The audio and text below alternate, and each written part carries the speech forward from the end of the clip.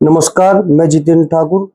आज हम बात करेंगे ईरान और इजराइल के कॉन्फ्लिक्ट के बारे में। आपने हाल ही में देखा होगा कि इजराइल ने तेहरान पर क्या तबाही मचाई है और ईरान ने तेल अवीव और हाइफा शहर जो है काफ़ी मुख्य शहर है इजराइल के, उनके अंदर जो आयरन डोम था उनका, वो पूरी तरीके से कामयाब नहीं हो पाया, तो वहाँ पर काफ़ी तबाही मची है।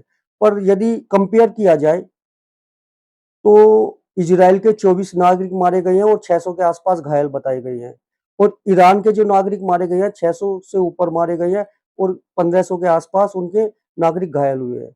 और ईरान ने अ, जो अफ़ाइफ है उसका जो मोसाद हेडक्वार्टर था उस पे भी हमला किया है। पर जिस तरह की सोशल मीडिया पे आपने फोटो देखी होगी, कभी जो सीक्रेट हमारी एजेंसी होती है उन पर कभी बिल्डिंग पे उनके नाम नहीं लिखे होते, तो ये आजकल फेक चल रहा है, इसके बारे में हम बात नहीं करेंगे। दूसरा मुद्दा, क्या ईरान ने नेतन्याहू के घर के पास मिसाइल हमला किया है? ये बिल्कुल सच खबर है भाई साहब। उसके कम से कम 500 मीटर दूरी पर जहां नेतन्याहू जो प्रधानमंत्री ऑफ इजराइल हैं, वहां पर हमला किया है, तो उनके घर से 500 मीटर की दूरी पर हाइपरसोनिक मिसाइल से हमला किया गया है। इसके बदले में इजराइल ने वहां के जो परमाणु ठिकाने थे ईरान के अंदर, वहां पर हमला किया गया है। भाई साहब, सबसे बड़ी बात यह है कि ना तो आयरन डोम इजराइल का काम कर पा रहा है ढंग से, और वहां के तो सारे जो डिफेंस सिस्टम थे ईरान के, वे सारे लगभग नष्ट हो चुके हैं। अब इसके बीच में एक खबर आती है कि अमेरिका ने आसिफ मुनीर को इनवाइट किया है व्हाइट हाउस में। क्यों किया है, किस रणनीति के तहत किया है? अभी उससे पहले एक घटना और हुई थी, जो वहां के आर्मी अफसर है ईरान के, उन्होंने कहा था यदि इजराइल हमारे पे परमाणु हमला करता है तो हमारी एवेज में पाकिस्तान हमला करे परमाणु हमला करेगा इजराइल पर। क्या कोई दूसरा देश इतना बड़ा पंगा लेगा? तो इसी के उसके कुछ दिन बाद डोनाल्ड ट्रंप ने व्हाइट हाउस में इनवाइट किया आसिफ मुनीर को, उन्हें लंच के लिए बुलाया। क्यों बुलाया भाई साहब? क्यों बुलाया? इस वजह से ही बुलाया कि ईरान का साथ ना दे। उसके बाद आपने देखा होगा वहां के सियासी जो नेता हैं, वहां के आर्मी चीफ, आर्मी ऑफिसर हैं पाकिस्तान, उन्होंने क्लियर कह दिया कि हम किसी पर परमाणु हमला नहीं कर रहे। दूसरा, आपने एक बात नोट की होगी, जो सोशल मीडिया पे या कहीं भी जो मेन स्ट्रीम मीडिया है वहां पर भी नहीं चल पा रही, कहीं पर इस बात का जिक्र नहीं है। आपने देखा होगा, यदि आप मैप को ढंग से देखें तो इजराइल बहुत छोटा देश है। इजराइल के बराबर में है सीरिया, सीरिया, इराक और जॉर्डन। ईरान ईरान इजराइल और ईरान के बीच में है सीरिया, जॉर्डन और इराक। ये सैंडविच बन रहे हैं भाई साहब। एक रिपोर्ट के हिसाब से लगभग 5,000 जो मिसाइल ईरान ने इजराइल पर मारी है, उसका कम से कम 10% इन देशों में आगे पड़ी है। इसकी खबर कोई नहीं ले रहा। वहां पर काफी कैजुअलिटी हुई है, वहां पर बिल्डिंग भी काफी नष्ट हुई है, वहां पे काफी जो इंसान है वे मारे गए हैं। तो इस बारे में कोई बात नहीं कर रहा।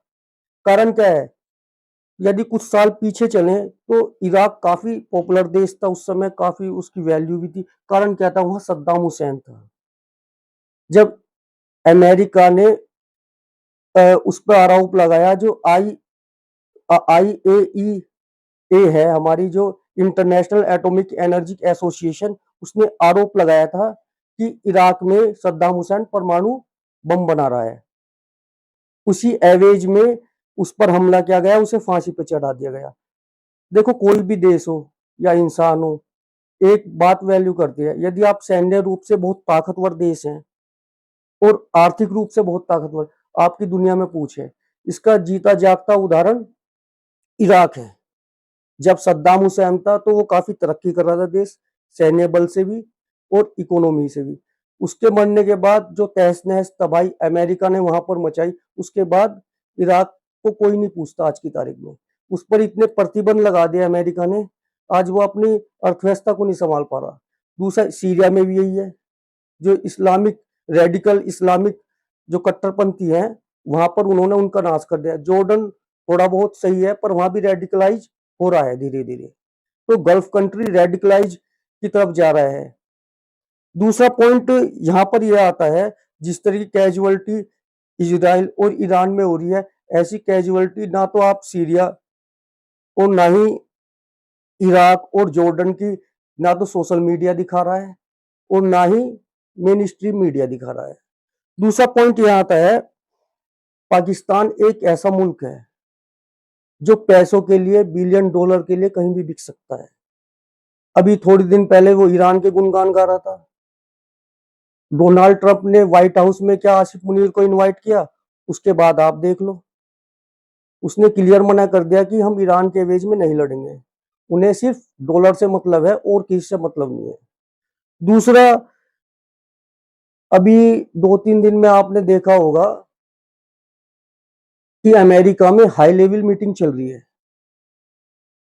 अमेरिका के अंदर काफी हाई लेवल मीटिंग चल रही है और वहां के सीनेटर जो हैं उन्होंने अप्रूव कर दिया है, कुछ सीनेटरों ने, कि हाँ हम ईरान पर हमला करने के लिए रेडी हैं। और कुछ दिनों में देखना, मैं दावे से कह सकता हूँ, कुछ दिनों में देखना इसके परिणाम आपको मिलेंगे, क्योंकि उनके 2 एयरक्राफ्ट कैरियर जो है वहां पर तैनात कर दी गई है अरब सागर में। दूसरा, अभी डोनाल्ड ट्रंप ने जो है ईरान को धमकी दी है। आपको ही पता है कि यदि सुधर जाओ नहीं तो पूरे ईरान को हम तबाह कर देंगे। क्या ईरान झुकेगा? मुझे नहीं लगता भाई साहब ये झुकेगा, क्योंकि धार्मिक उन्माद ऐसा होता है। आपने भी देखा होगा, इजराइल और ईरान के बीच में बॉर्डर शेयर नहीं करते, फिर भी उनके बीच में इतनी दुश्मनी क्यों है? ये सब धार्मिक, और धार्मिक दुश्मनी ये वर्ल्ड वार का रूप लेती जा रही है। सब ये धार्मिक दुश्मनी, आप यदि 40-50 साल पीछे जाएं, उस समय इतना रेडिकलाइज नहीं था ईरान। जब से वहां इस्लामिक रिवॉल्यूशन हुआ है, उसके बाद इस्लामिक स्टेट घोषित कर दिया गया। नहीं तो कभी ये वेस्टर्न कल्चर फॉलो करता था। काफी ओपन समाज था इनका, काफी ओपन सोसाइटी थी, वहां पर सब चीज सही थी। पर उसके बाद क्या हुआ? रेडिकलाइज हुआ। रेडिकलाइज होने के बाद ये दोस्त से दुश्मन बन गए। तो जहां धर्म और देश में मिक्सअप हो जाएगा, वहां ऐसे ही होगा। दूसरा, रशिया। अब रशिया भी इस कॉन्फ्लिक्ट में एंटर हो रहा है, इजराइल और ईरान के बीच में। तो ईरान के एवेज में, ईरान के समर्थन में जो रशिया ने कही है कि यदि अमेरिका इस युद्ध में कूदता है, इस युद्ध में एंटर करता है, तो उसे परमाणु हमले झेलने पड़ेंगे। तो भाई साहब मैं यही कह रहा हूं, इस तरह कॉन्फ्लिक्ट चल रहे हैं इस देश में, ये कहीं ना कहीं एक देश की तरफ जा रहा है मामला। तो मैं यही कहना चाहता हूं कि रशिया ने भी अमेरिका को परमाणु धमकी दे दी है। यदि अमेरिका इजराइल की तरफ से ईरान पर युद्ध करता है, तो ईरान की तरफ से रशिया आएगा और परमाणु कॉन्फ्लिक्ट बढ़ेगा। क्वेश्चन मार्क ये है कि अमेरिका पाकिस्तान को समझा पाएगा? क्या आसिफ मुनीर को जिस तरीके से लंच को इनवाइट किया है व्हाइट हाउस में डोनाल्ड ट्रंप ने, क्या लंच में तस्तरी के रूप में ईरान परोसेगा? तो यही सबसे बड़ी बात है। जिस तरह कॉन्फ्लिक्ट चल रहे हैं, मुझे नहीं लगता पाकिस्तान इस युद्ध में ईरान का साथ देगा। उसे ही पता है डॉलर कहां से मिलेंगे, बिलियंस ऑफ डॉलर कहां मिलेंगे, बिलियन डॉलर कहां मिलेंगे, अमेरिका से मिलेंगे। ईरान तो देने से रहा, समझ रहे हो? ये है, मेरा मानना यह है कि इस मामले में अमेरिका पाकिस्तान के साथ। और दूसरा, आपने देखा होगा, दूसरे मैं एक बात और कहना चाहता हूं, जो धार्मिक उन्माद, जो धार्मिक कट्टर दुश्मनी जो है, यही एक कॉन्फ्लिक्ट गल्फ कंट्री में हो रहा है। इसमें सारे जो आपके इस्लामिक कंट्री है गल्फ कंट्री में, सारे चपेट में आ रहे हैं। मैंने 3 का नाम लिया है आपके सामने, इराक, जॉर्डन और सीरिया, क्योंकि इनके ऊपर से ही हाइपरसोनिक और आपके ड्रोन गुजर रहे हैं।